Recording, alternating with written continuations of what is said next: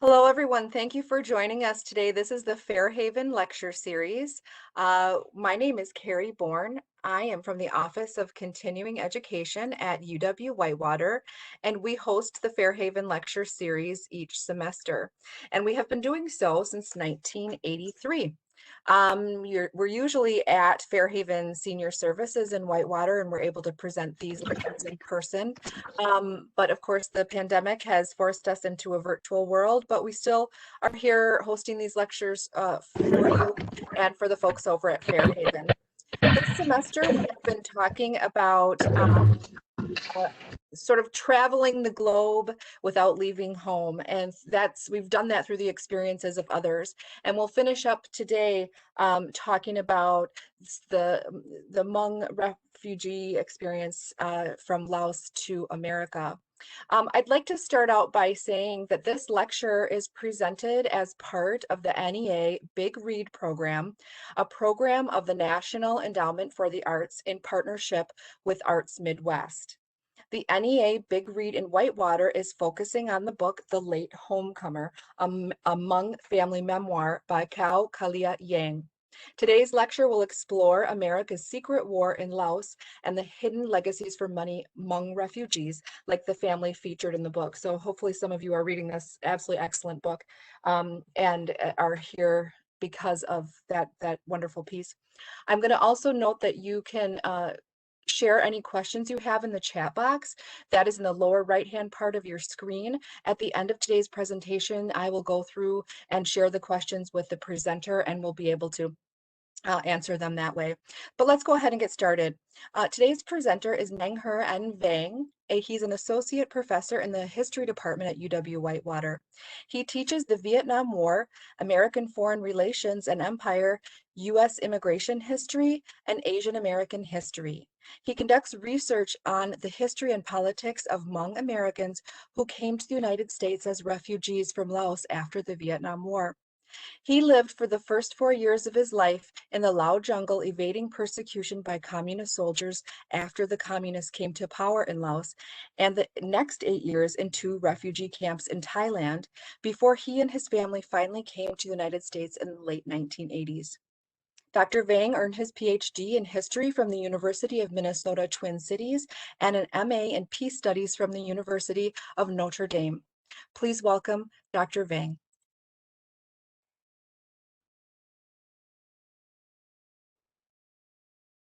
Okay, let me go ahead and share my PowerPoint and then we'll go from there.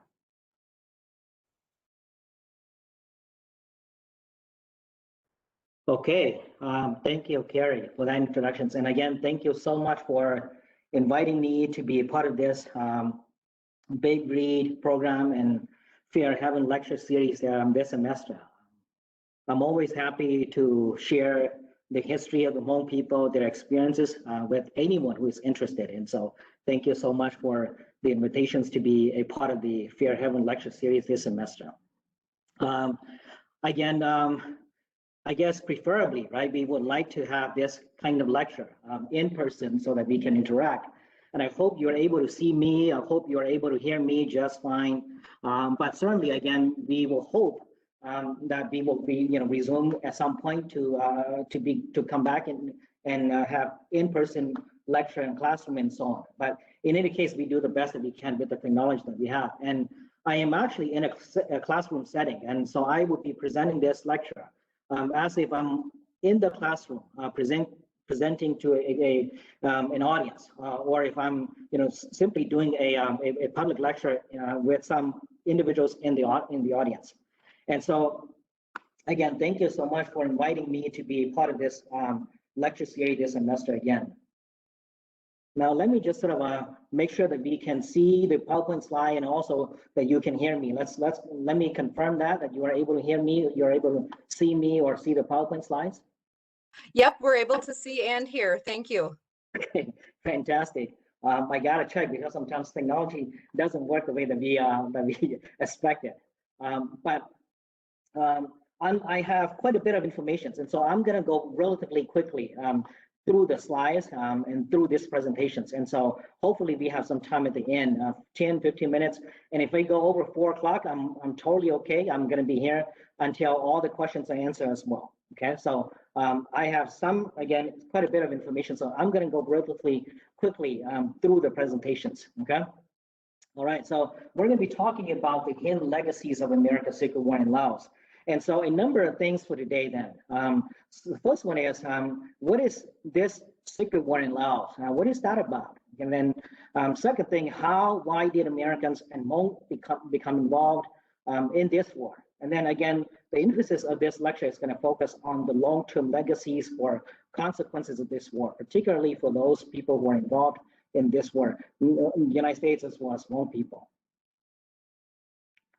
And so let's look at the question of why, right? Why were the Americans in Laos? We know that the United States had very little interest in Laos before 1954. If anything, U.S. was interested largely in Vietnam. But by 1955, Laos became sort of, Laos was considered the key domino in the regions. And this is a point that Eisenhower made it pretty clear to President Kennedy when he came into office. And so Eisenhower cautioned Kennedy and said, look, you must do everything that you possibly can to prevent Laos from falling to communism. If Laos were to fall to the hands of communism, the entire regions, Vietnam, Cambodia, including Thailand, will potentially fall to the hands of communism as well. And so you must do everything that you possibly can to prevent Laos from falling to communism. The Geneva Accords of 1954 and 1961 were problems with the United States. And so on the one hand, you got U.S. political and military interest in the country to stop the spread of communism in Southeast Asia. But then on the other hand, we got the problems of the Geneva Accords that says Laos must remain a neutral country. No foreign interventions or troops allowed in that country. And so the solution for the United States then is to engage in secret operations using the CIA. And this is really the beginning of the relationship between Hmong and the United States, or Hmong and the Americans. So the relationship began in really early 1961, at this very historic meeting between this CIA agent by the name of James William Lear, largely known as Bill Lear, and Vang, who was the Hmong leader at the time in northern Laos. And so at this meeting, negotiations, compromises took place, and they decided that they were going to organize a secret army called Special Guerrilla Units to stop the spread of communism in Laos. Now, initially they got a few hundred people into SGU, but eventually at the height of the war in 1969, you get 40,000, right? 40,000 Hmong soldiers serving in SGU. 30% of those who served in SGU were under the age of 14. And so you get an image here of, really child soldiers, if you will, right? Children who were old enough to carry a gun to fight communist forces in the country. In terms of combat duty and tour, American pilots, it's been said that American pilots could be sent home after 1 year of duty, or if they flew over Vietnam after their 100 mission. Hmong pilots flew until they were killed. This famous Hmong pilot, Li Lu, flew more than 5,000 missions before he was shot down. And again, if you're interested in this topic, right, we have a wonderful book that just came out by Chia Vang, a professor here at the University of Wisconsin, Milwaukee. This book just came out, I think, last year. So it's essentially an oral history of Hmong pilots during the war, right? And with powerful testimony about the sacrifice that Hmong Americans or Hmong made at the time. It's no wonder, right? It's no wonder then that Hmong soldiers died 10 times the rate of American soldiers. At the end of the war, it's estimated that between 30 to 35 Hmong were killed during the war. That represents about 1/10 of the populations, the Hmong populations in Laos. Countless more died after the war, right, during their escape to Thailand. In the end, as all of us know, in 1973, we got through negotiations with North Vietnam a peace agreement in January 1973. And then in Laos itself, they also signed their own peace agreements to basically end the conflict in Laos. The peace agreement was signed between the Communist Party Laos and the Royal Lao government that was supported by the United States and the Hmong. And so under those agreements, the United States began to withdraw American troops from Southeast Asia, right? But again, the peace agreements did not necessarily end the civil war, the conflicts in Southeast Asia. And so civil war continued in Laos despite those peace agreements. After the peace agreements, again, Americans came back, American troops came back from Southeast Asia. But again, Hmong were left to basically continue that fight along without American aid. And so without US aid, the communists eventually came to power in Laos on May 15, 1975. One of the consequences that we see is the flight of more than 100,000 Hmong from their homeland to Thailand, becoming refugees in Thailand, and eventually coming to the United States as political refugees, and some other countries like France, Canada, Australia, and so on. So the question then is, why the mass exodus of Hmong from Laos? And so a number of things. Just 5 days before, or I should say 6 days before, the day before the communists came to power, all the Americans had left. Right? Hmong leaders also left the day before the communists came to power. And so again, the communists came to power in the country on May 15. And so a day before the communists came to power, you got all the Americans leaving the country, Hmong leaders also leaving the countries. They made the last evacuation of American personnel in the country on May 14. You get about 10,000 or so Hmong flooding this airbase, Long Giang Air Base. Long Giang was the site of the CIA headquarters during the war. And so you have lots and lots of people coming to this place, hoping to be airlifted with the Americans to safety in Laos. In the end, about 2,500 of them were able to get on board and be airlifted to safety in Thailand. Again, if you're interested in this, the evacuations, a wonderful, wonderful book, again, is Sky is Falling by Gail Morrison here. But again, lots and lots of people were leaving the country. This mass exodus from Laos took place also because of the proclamations in the official newsletter of the Communist Party Laos on May 9, declaring that they were going to exterminate the Hmong people to their roots. And so again, some 6 days before the communists came to power, they declared they were going to exterminate the Hmong people to their roots. And so the day before they came to power, you get massive number of people flooding this airbase, hoping to be airlifted to safety. And so again, in the end, about 2,500 were able to get on boards, get on the planes, and were airlifted to safety in Thailand.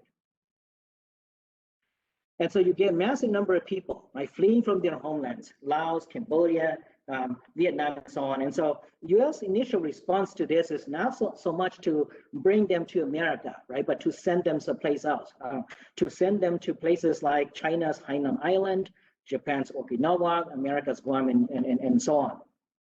But eventually, U.S. did pass the Indochina Migration and Refugee Assistance Act in 1975. Under this act, preference was given to Vietnamese and Cambodian who were fleeing from persecutions in Vietnam and Cambodia. You can imagine sort of images in the 1970s of boat refugees or boat people, if you will, right, coming from Vietnam, but also Cambodians who are fleeing from the genocide in Cambodia. And then in 1976, you get another Indochina Migration and Refugee Assistance Act passed, and this time preference was extended to refugees from Laos, but preference was given to lowland Lao, that is ethnic Lao refugees, and not Hmong and other highlanders. The question then is, why were preferences not extended to Hmong refugees? And that has to do with this notion that perhaps Hmong were considered too primitive, right? Too primitive to come to America. And so here you get Lionel Rosenberg, who was the president of Refugee International, saying that he was working as a foreign service officer in Southeast Asia, working with Hmong refugees and so on. And he said the senior U.S. officials who felt that it was good enough for them, or for Hmong, to fight for our country, America, also felt that they were too primitive to come to the United to this country.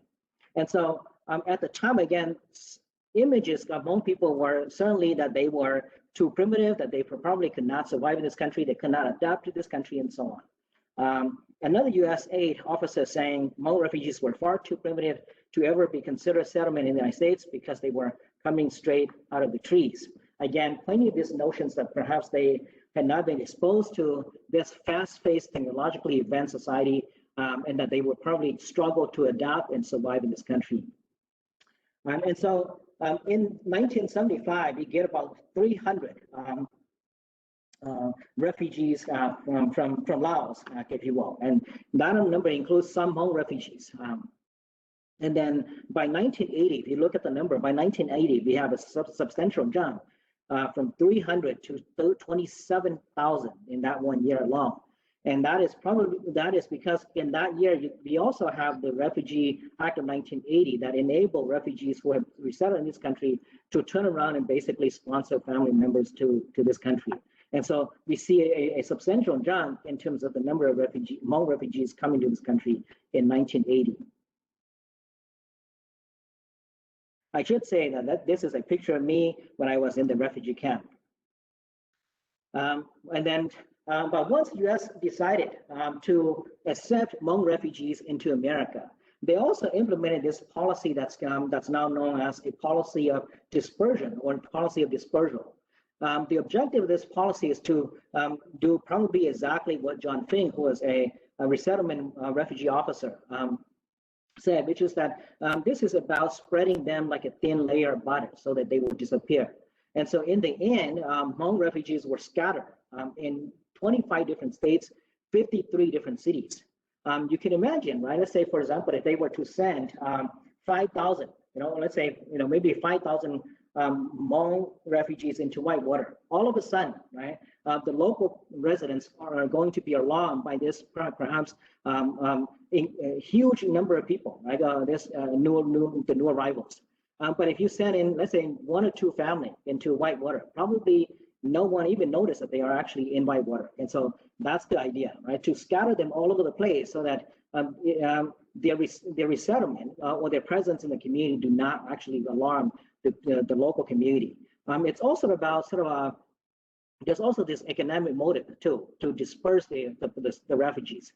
This is a way to maybe not allow the resettlement of refugees to have any kind of economic impact on the local economy. When refugees are coming in, they basically depend on public assistance. And so if you scatter them all over the place, that will have will lessen the effect, right, the economic impact on the local economy. But eventually, Hmong refugees found or did what sociologists call secondary migration. That is, they simply pack up and move, right? And they move for a number of reasons. Family reunifications. Again, because they were scattered all over the place, eventually they found out that their families or their cousins or relatives were sent to a different state, a different city, and so they moved. Right? They moved to be reunited with family members. They also moved to places like Minnesota and Wisconsin for employment opportunities.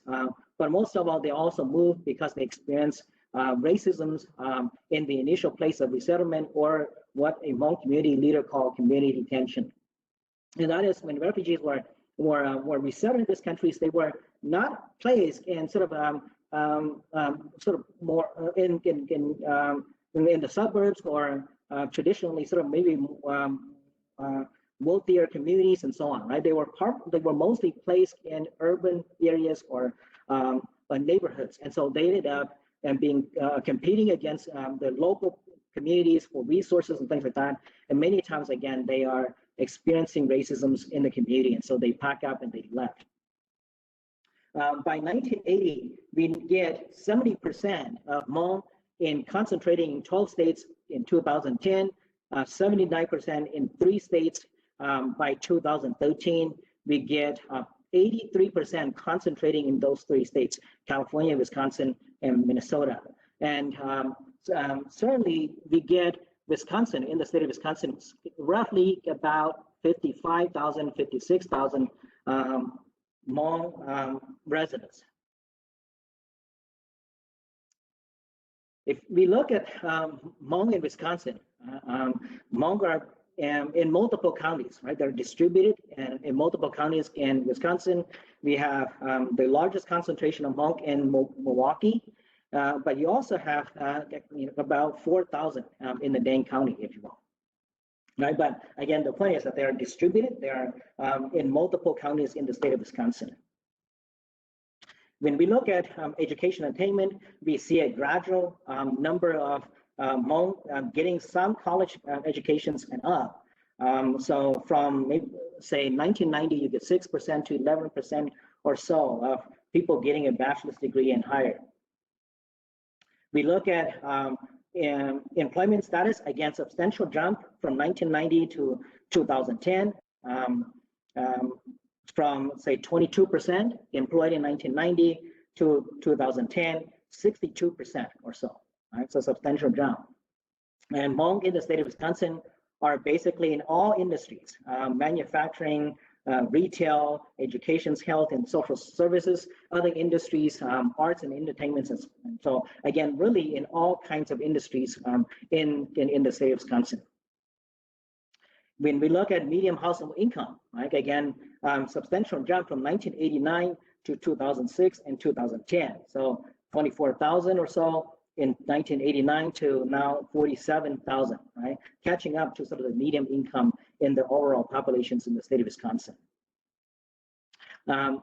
Poverty level, again, substantial reductions, right? From like in terms of poverty level, right? So 75%. In 1989 to 2006, 2010, we get just about 20%. So again, the same thing, you see the numbers in terms of the number of people who are relying on public assistance and so on. That number dramatically declines dramatically since the 1990s. Ownership, home ownership, again, we see a gradual increase from the 1990 to 2010. 10% of Hmong own homes in the 1990. You get 50% now owning their own homes. In the state of Wisconsin, we also get signs that Hmong are becoming Americans, right? They are becoming Americans. They get their citizenship. They're nationalized as American citizens, and they begin to also participate actively in local and state as well as national politics. And so they have been putting people from the communities into public offices, particularly at the local and state level, right? So you get city council, school board, and so on in various counties in the state of Wisconsin. This is also a trend that we see in the United States, right? And so in Minnesota, in Wisconsin, North Carolina, and California, really the four states with the most Hmong populations, we see this trend as well. Right? We see Hmong candidates running for political office at the state local level and getting elected. We get mayor and state representative, state senator, and so on. And so in the last election, presidential elections, this is the headline that we get from NPR. Hmong voters could be key to winning Wisconsin. Here's how organizers are reaching them. And so again, Hmong have become sort of a political bloc in political elections in this country. Right? They become Americans. And some of the data that we got shows that Hmong voter turnout is substantially high. Okay? 80, 90% Hmong people who are citizens are participating in mainstream politics at the local, state, and national level. They are actively involved in politics. And so I'm giving you sort of that context to basically say that this is in some ways sort of the narrative that you get in Go Galia's the late homecomer, right? She talks about her family fleeing from Laos, becoming refugees in Thailand, and then eventually come to America. And then she herself going through the education system in this country and somewhat become Americans and integrated, successful in this country and so on. So in some ways, this is sort of the narrative, right? This is one side of the story of one side of the narrative, right? This is certainly, again, one consequence of the civil war in Laos in the 1960s and 1970s. The other legacies that I wanted to sort of maybe highlight, that's not so much highlighted in Go Gallia's work, is it's what's happening in Southeast Asia, right? And so what we see is that another legacy of this war is the continued death and injury of so many people from unexploded landmines set during the war and bombs dropped during the war. I'm quoting here historian Alfred McCoy here from UW-Madison here, and Alfred McCoy says this, that by the end of the Vietnam War, Laos had absorbed the world's most heavily bombed nation, has become the world's most heavily bombed nation. Between 1965 and 1971, Laos absorbed 1.6 million tons of bomb, 10 times the 160 tons dropped on Japan throughout World War II. By the time the bombing stopped in 1973, U.S. Air Force, after 9 years of bombing, had dropped an unimaginable 2.1 million tons on Laos, a figure equal to the total Allied tonnage of 2.1 million tons of conventional bombs dropped on both Germany and Japan in all of World War II. And so if you look on the image here, the bombings concentrated in the north in this place called the Plain of Jars. And I wanted to sort of make note, and that is that the Plain of Jars in Pon Sawan, in Siêng Khoan province, was really the historic homeland of Hmong people. They were certainly not bombing Hmong people for sure, right? They were targeting Viet Minh soldiers who were coming in into the area. But again, the bombing itself really displaced massive number of people during the war itself. Another legacy that's not often highlighted is this ongoing civil war that's taking place in the country of Laos. And so in the 1970s, after the communists came to power, you get, again, over 100,000, right, eventually fled the country, become refugees, come to America, and so on. But you have, at the time, about 60,000, as many as 60,000 Hmong in the country who did not want to leave the country. They then basically went into the jungle to hide, and hoping that somehow political situations will stabilize, they will be able to go back and resume their life in their villages and so on. And so the communists then went after the communist soldiers or troops went after this group of people in the jungle. And to this day, they continue this fight, right, from 1975 to the present day. Nowadays, we don't have 60,000, right, in the jungle anymore. The number has reduced to probably around just a few hundreds left. But again, this is an ongoing struggle, an ongoing civil war. We have people have forgotten about this war. People have not, did not know about this war. Again, it's a secret war that's ongoing between Hmong people who fought on the side of the Americans during the war, and then the government troops, the government in the country of Laos to this day. I should say, if you're interested in looking at some of these images, there are some videos in YouTube. If you simply just put in, Hmong lost tribes, you will see the three parts here. The other legacy is this perpetual refugees in Thailand. From 1975 to 1995, Hmong were housed in two refugee camps, Ban Vinai and Chiang Kham. Go Gallia, I believe, was actually born in Ban Vinai. Right? And so, I myself was in Ban Vinai refugee camp for 8 years before we come to America. And so Hmong historically were housed in those two camps. By 1995, they shut down the two camps, and Hmong at the time were given two options: repatriations or resettlement in the third country. Many people did not want resettlement or repatriations, and so they ended up going to this Buddhist temple or Buddhist monastery called Wat Tham Krabot. In the early 2000s, U.S. decided to admit Hmong refugees from this Buddhist monastery. And so they negotiated with the Laotian government, they negotiated with the Thai government, and to shut down this camp or this sanctuary for Hmong refugees. And so they go in and they put up a fence. Now, a wall around this temple. Anybody who was inside the wall, the temple at the time was automatically eligible to apply for resettlement in the United States. People who happened to be outside were automatically deemed disqualified. They were not considered refugees. And so there were about 20,000 of them or so in the temple at the time, but again, about 4,000 to 5,000 living outside of the temple. And so they were not qualified as refugees. They could not apply for resettlement in the United States. In the U.S., admitted about 15,000. And so the initial 4,000 to 5,000 had no place to go, but then they ended up going to this place called Hoi Nam Khao, that translates to Whitewater. And so the initial 4,000 to 5,000 grew to 8,000 eventually, because now you have people in the jungle of Laos fleeing from persecutions, coming out from the jungle, joining this initial group. And so by about 2008, 2007 or so, you get about 8,000 congregating at this place, Hoi Nam Khao. The Thai government and the Laotian government, the United States government could not agree, the United Nations could not agree, and so eventually this group of 8,000 Hmong refugees or so were repatriated to Laos.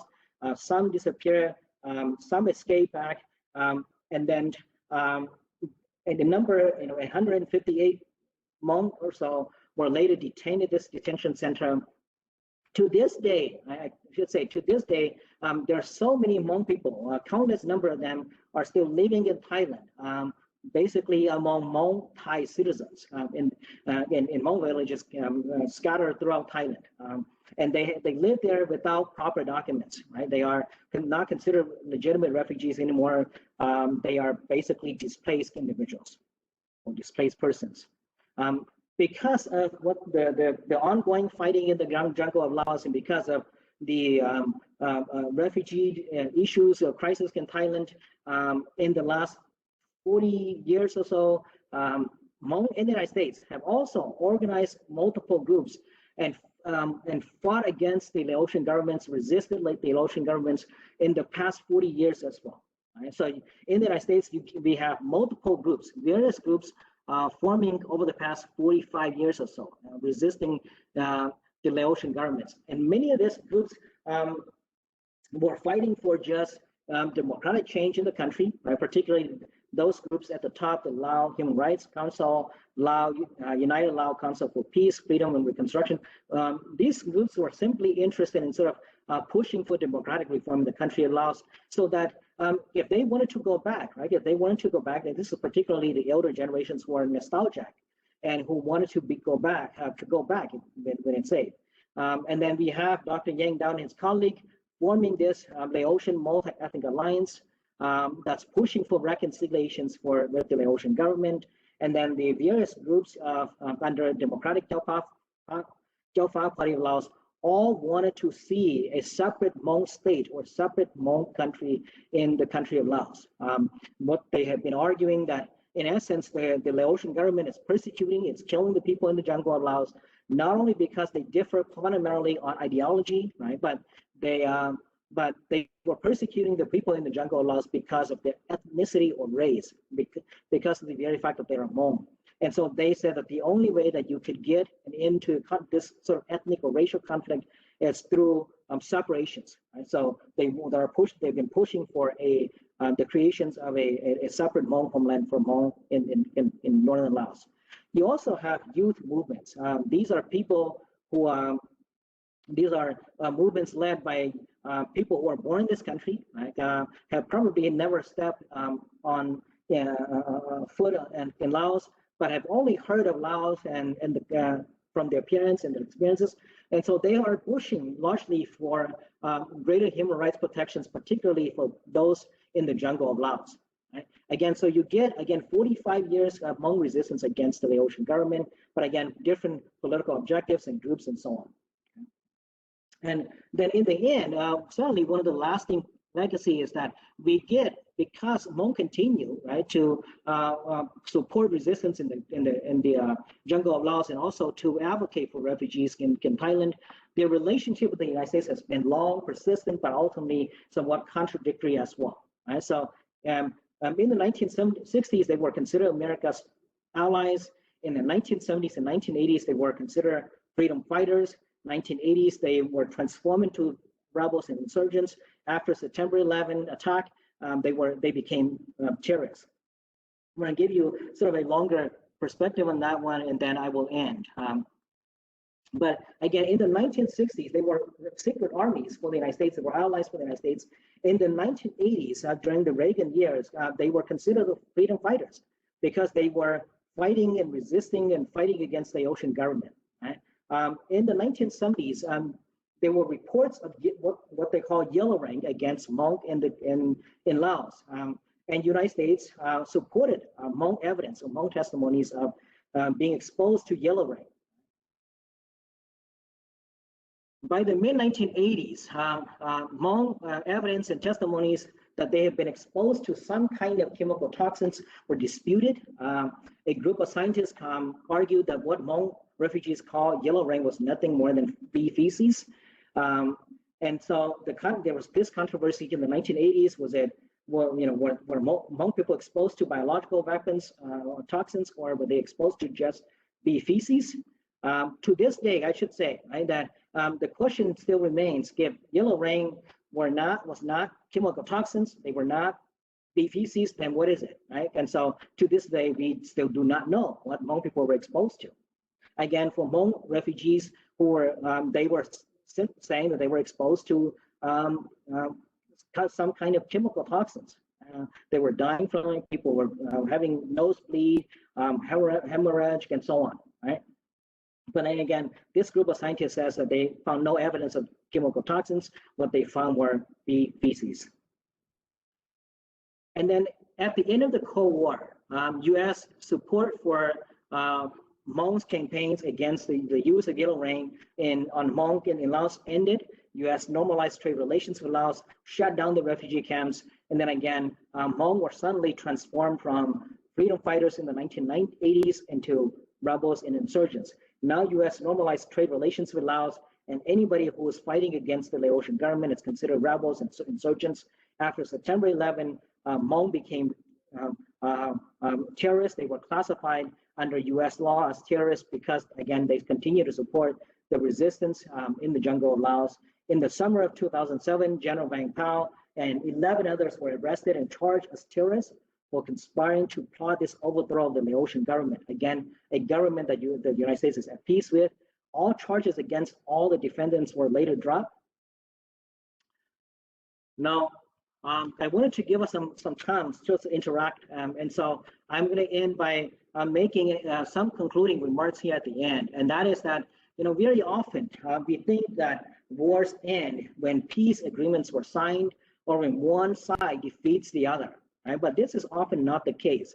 And the America's Secret War in Laos, it's a good example, right?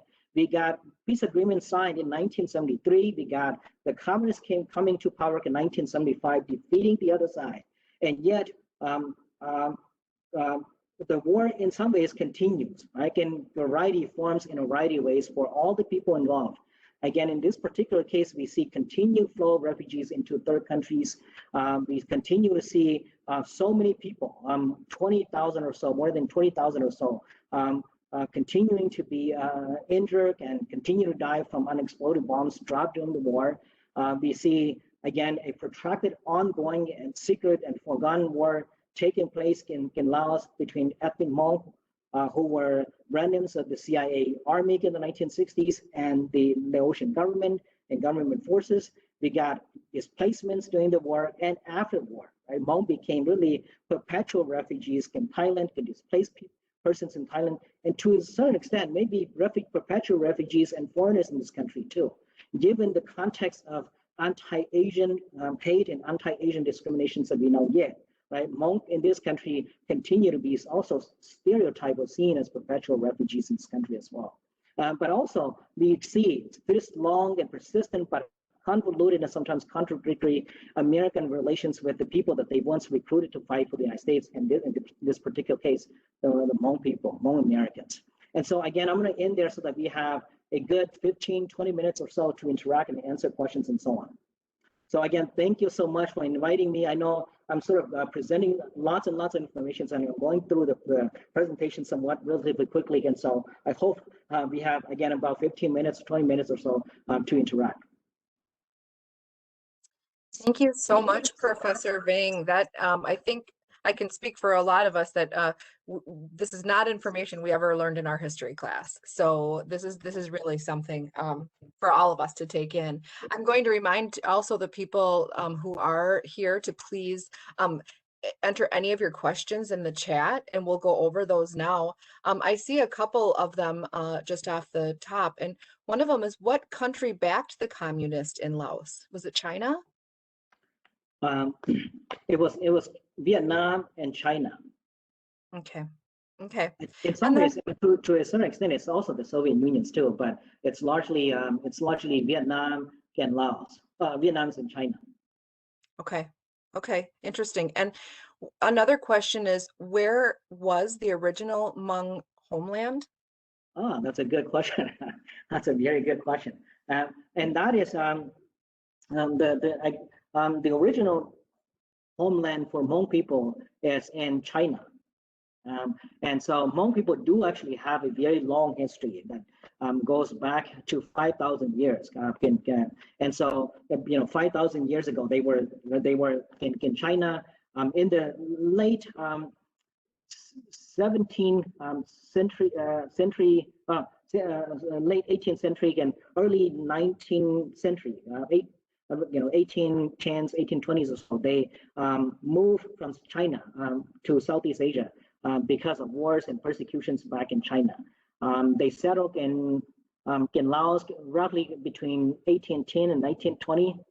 And so they've been there for a long, long time before the French came in and then also the Americans came in. But to this day, I guess they would trace their original homeland back to China. That's fascinating. Another question here is, what were the big differences between the people living in the highlands versus the lowlands?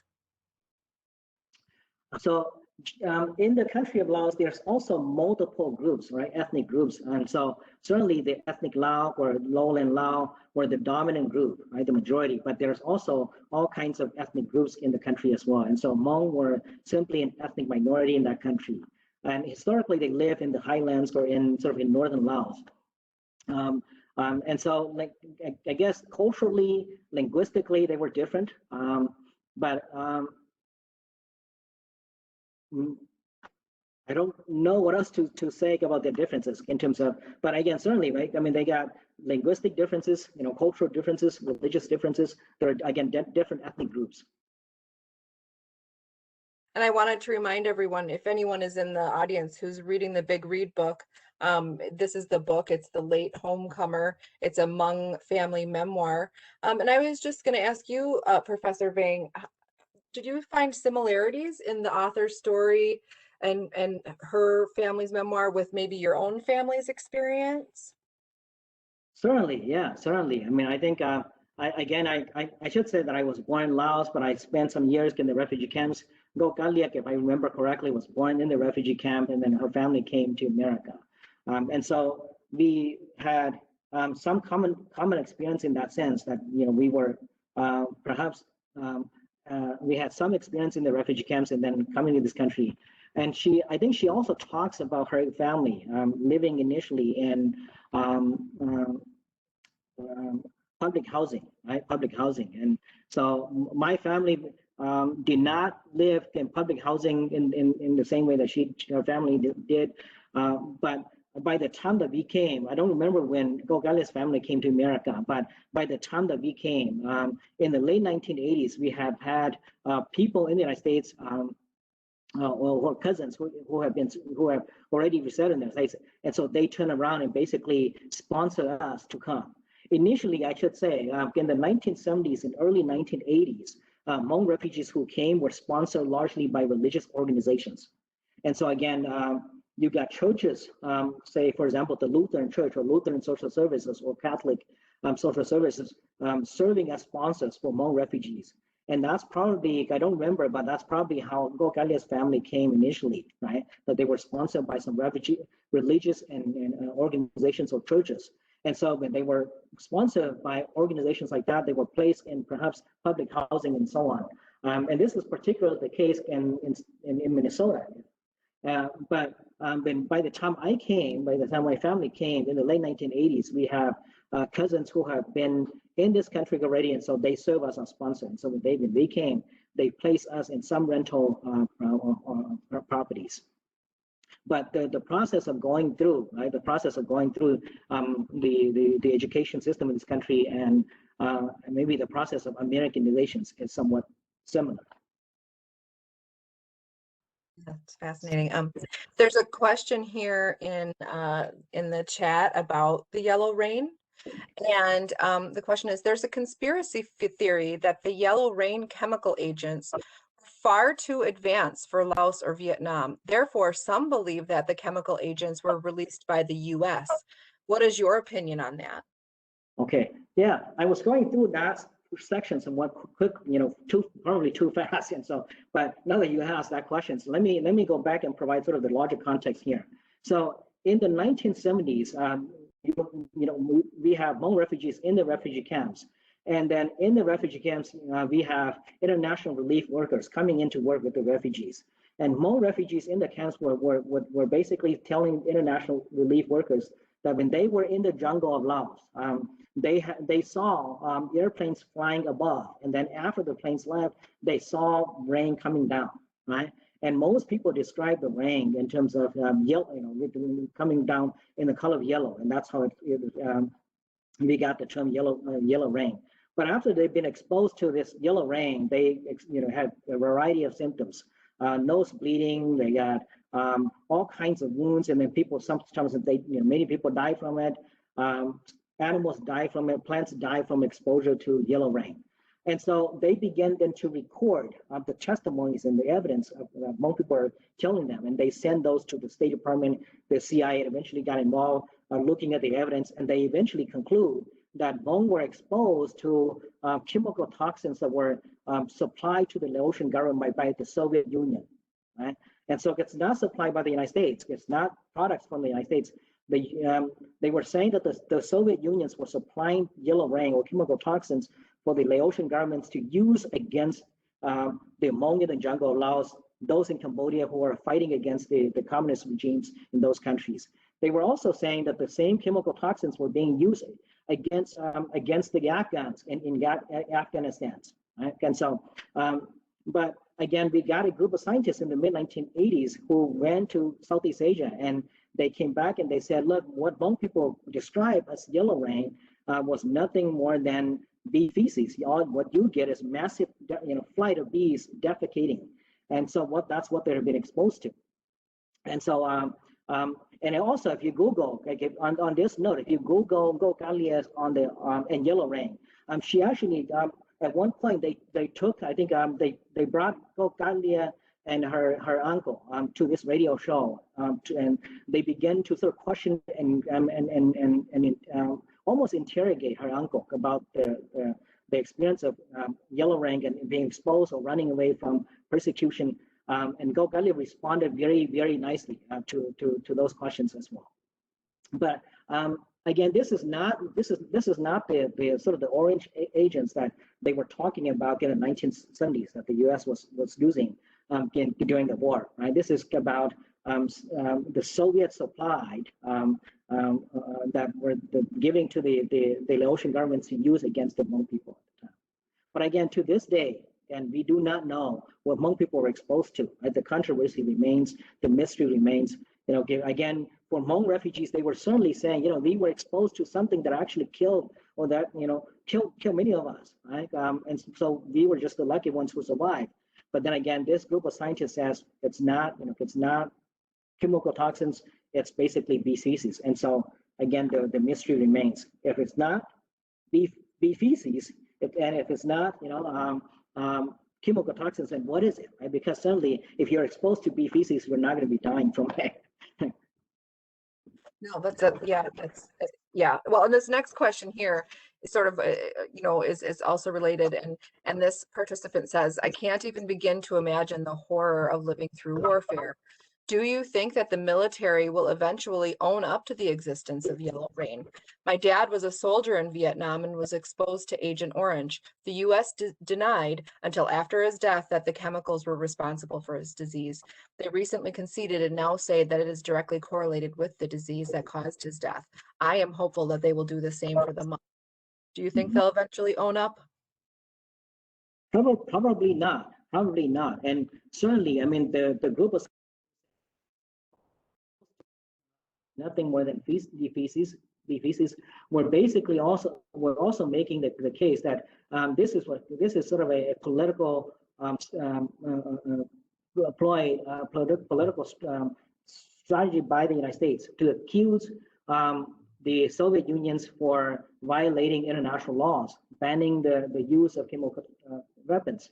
And so this is in some ways why the controversy sort of ended after the Cold War as well, right? So during the Cold War, they were certainly saying, look, the Soviet Union's, developed those chemical toxins, and they were supplying the toxins or weapons for the Laotian governments to use against Hmong in the jungle, right? But again, at the end of the Cold War, U.S. sort of dropped the case.